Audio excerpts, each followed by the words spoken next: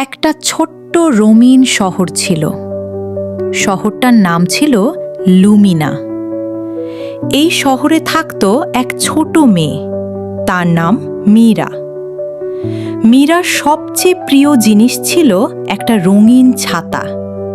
ছাতাটা তার মা দিয়েছিল। মা বলেছিল, এই ছাতাটা থাকলে তুমি কখনো একা অনুভব করবে না। কিন্তু একদিন মীরার মা আর ফিরে এলো না। শহরটা তখনও রঙিন ছিল, কিন্তু মীরার চোখে সবকিছু ধূসর হয়ে গেল। প্রতিদিন বিকেলে মীরা জানলার পাশে বসে বৃষ্টি দেখত। হাতে ধরে থাকত সেই রঙিন ছাতাটা। একদিন বৃষ্টির মধ্যে মীরা দেখল একটা ছোট পাখি কাঁপছে, ভিজে যাচ্ছে। মীরা দৌড়ে গেল, ছাতাটা পাখিটার উপর ধরল। পাখিটা তখন একটু হাসল, আর সেই হাসির সাথে সাথে চারপাশে ধীরে ধীরে রং ফিরে আসতে লাগল।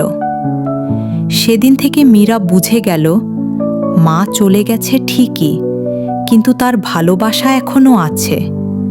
যতবার আমি কাউকে সাহায্য করি, ততবার মা আমার কাছে ফিরে আসে।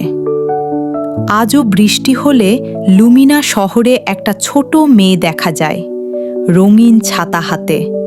আর মানুষ বলে, ওই মেয়েটাই যে দুঃখ দিয়ে নয়, ভালোবাসা দিয়ে পৃথিবী রাঙায়।